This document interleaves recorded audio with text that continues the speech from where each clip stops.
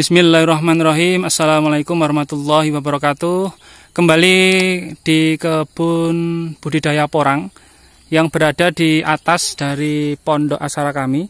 Jadi ada topik menarik yang ingin kami bagikan kepada teman-teman semua, khususnya kepada petani porang, baik yang sudah lama maupun yang sedang memulai budidaya porang.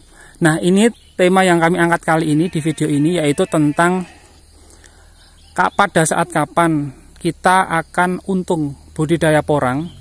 Dan ini akan ada kaitannya dengan judul yang pernah kami angkat sebelumnya, yaitu bahwa panen porang itu sangat fleksibel, teman-teman. Nah, itu sudah kami buatkan video sebelumnya, tapi kali ini kami akan mengaitkan hal tersebut, bahwasanya budidaya porang itu sangat fleksibel, kaitannya dengan pada tahun keberapa atau panenan keberapa, musim keberapa kita akan merasa untung dari budidaya porang.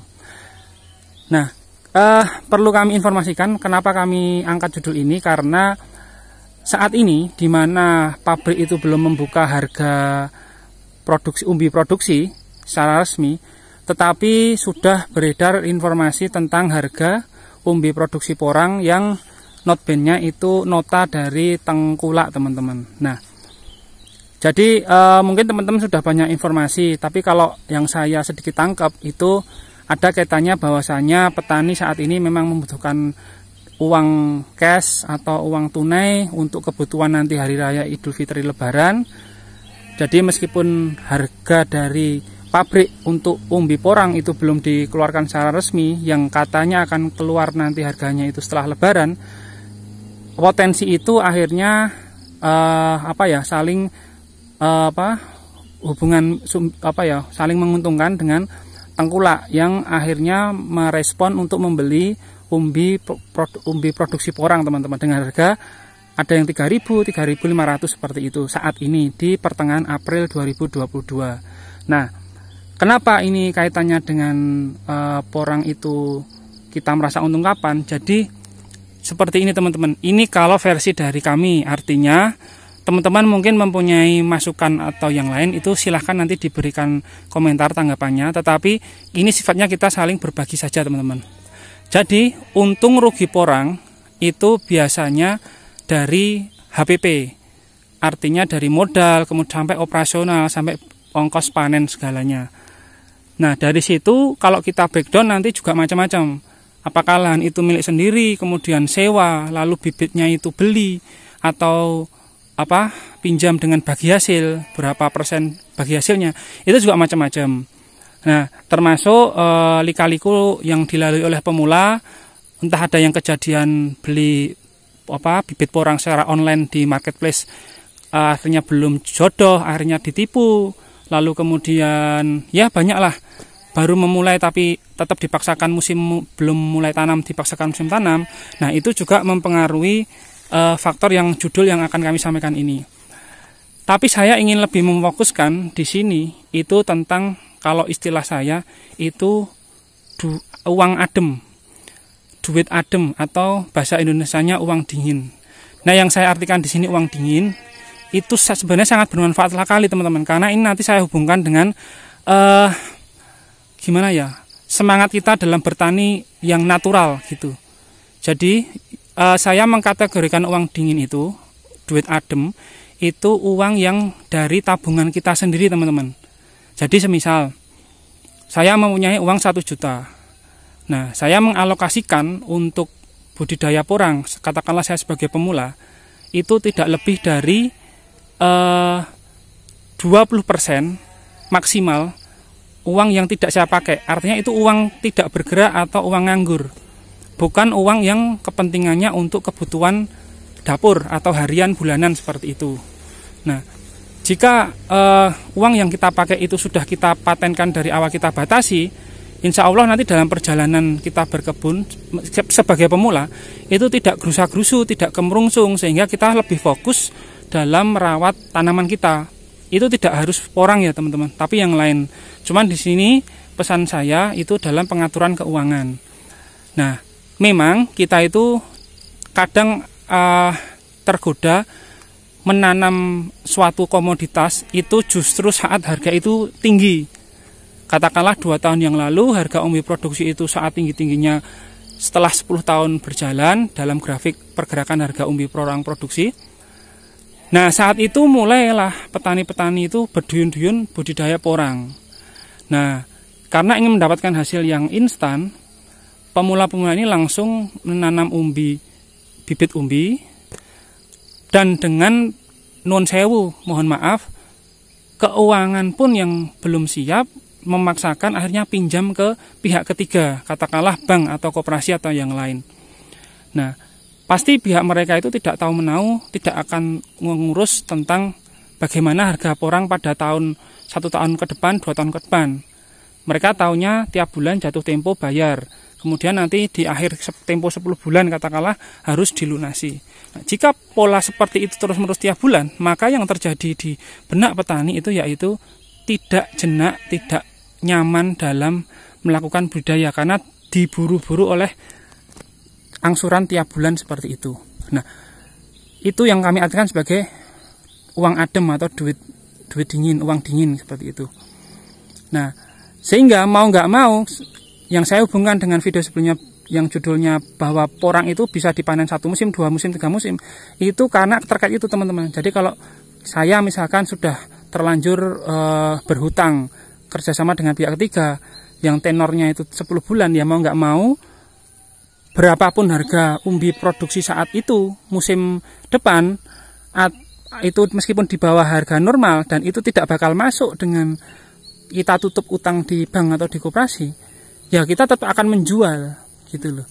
Beda halnya kalau kita bergerak dari nol itu artinya bukan tanpa modal ya, nol itu artinya semampu kita jalan dulu, misalkan dari spora, bibit spora, kemudian tahun depan kemudian bibit umbi mini atau berawal dari katak mini, itu boleh juga. Itu meskipun berawal seperti itu, nanti pergerakannya tuh di saat yang meminjam ke bank itu tadi justru rugi padahal memulai dari bibit umbi, dan teman-teman yang justru memulai dari bibit spora maupun katak mini dengan dana sendiri itu tetap masih bisa merasakan untung teman-teman. Karena kenapa? Karena berawal dari nol, artinya tanpa bantuan pihak ketiga atau pinjaman. Nah, itu mungkin unek-unek yang perlu saya ceritakan di sini, meskipun ini nanti akan jadi pro kontra, tapi saya ingin menyampaikan terahnya sebagai petani itu seperti mbah-mbah dulu ya, kita menanam semampu kita, sakmadyo. Istilah Jawa itu sakmadyo ya, kita semampu kita tanam gitu loh. Nah, saat ini memang di pertengahan April di kebun kami ini dari kata super di bagian bedengan bawah ini memang sekarang yang bagian bawah sudah dorman, tapi yang bagian atas itu belum, ya baru 60% yang dorman teman-teman. Sehingga ini saya nyambi buat video sekaligus tadi menguti kata-kata yang ada di bedengan kami teman-teman. Nah, sehingga strategi budidaya porang maupun komoditas yang lain tiap petani itu pasti berbeda-beda. Saya pribadi kemarin juga tidak bisa memaksakan diri mengawali menanam porang itu langsung dari bibit umbi, karena ya realistis saja. Tabungan saya, alokasi tabungan saya untuk budidaya porang itu tidak sampai teman-teman. Sehingga saya tetap mengawali budidaya porang itu dari bibit katak. Tetapi semisal sekarang harga yang dirilis oleh Tengkulak atau belum resmi dari pabrik itu sekarang di harga 3.000-3.500, bahkan ada saya dengar yang dari Jawa Tengah itu 4.000. Tapi di situ saya belum ada rasa untuk berarti saya rugi gitu. Belum, karena saya memang program saya sesuai dengan tabungan saya perlahan. Nanti ini saya akan kemudian perluasan lahan dari umbi porang dari katak super ini saya renggangkan lagi, karena saat ini dari satu bedengan lebar 90 cm ini saya jaraknya hanya 15-20 cm, sehingga nanti perlu kami renggangkan lagi musim berikutnya tahun ini itu dengan bedengan 90 cm ini saya tanamnya umbi dari katak super itu nantinya ada yang 2, ada yang 3. Kita lihat dari besaran umbi yang dihasilkan. Dan ini pun nanti baru akan saya bongkar nanti kira-kira di bulan mendekati musim tanam, sehingga kita tidak perlu melakukan karantina umbi porang ini ke gubuk kami yang berada di bawah teman-teman. Nah, Dan kalau misalkan nih saya dalam kondisi memang dananya pinjaman gitu, ya saya pasti akan beda kondisinya. Artinya saya bisa jadi saat ini di bulan April juga buru-buru akan bongkar karena saya membutuhkan uang tunai untuk kebutuhan Idul Fitri atau Lebaran nantinya. Makanya saya makanya kita sebagai petani itu memang harus, kalau bisa meniru nenek moyang kita, artinya bertani ya sesuai kemampuan kita dari awal. Karena kadang itu kita sudah meminjam ke pihak ketiga dana sejumlah sekian, kok kebetulan memulainya itu saat harga panen di saat harga yang tinggi. Biasanya kalau yang seperti itu ya bank akan atau koperasi akan terbuka, akan merespon, memberikan lampu hijau kepada petani karena tren panenan komoditas tersebut sedang naik. Tetapi kan kita belum tahu apakah setahun ke depan, 2 tahun ke depan, atau kapan itu harga akan turun tetap atau naik, khususnya porang. Nah, disitulah mengapa untuk kategori apakah menanam porang itu rugi atau untung, itu silahkan dikembalikan ke diri petani masing-masing. Karena ya itu tadi, pemodalan keuangannya juga berbeda, sumbernya juga berbeda, lahannya juga ada yang sewa, ada yang milik sendiri, ada yang kerjasama kelompok nanti bagi hasil, atau ada juga yang memang sendirian dari awal, sendirian dia menggaji beberapa karyawan untuk olah lahan, tapi lahannya milik sendiri. Nah, inti dari video ini yang kami sampaikan, sebagai petani kita harus berdikari dan merdeka. Artinya kita harus tahu takaran kita di mana. Kalau kita tahu posisi kita di mana, insya Allah di setiap komoditas pertanian apapun kita bisa menyesuaikan. Tapi kalau kita berusaha untuk menaikkan level kita, sementara kita sendiri itu belum pantas, nanti yang terjadi kita akan dibimbing oleh nafsu. Artinya logika teori pun sudah bablas, hilang karena dominan oleh nafsu, bahkan ya semata-mata untuk menutup tenor tadi itu teman-teman, atau hutang tadi itu. Ya mungkin kalau ada salah kata atau barangkali ada koreksi, monggo silahkan berikan masukan kepada kami. Kami dari Aksara selalu mendoakan kepada teman-teman semua dalam keadaan sehat selalu dan selalu diberikan rezeki yang berkah teman-teman. Salam petani Indonesia, terima kasih. Wassalamualaikum warahmatullahi wabarakatuh.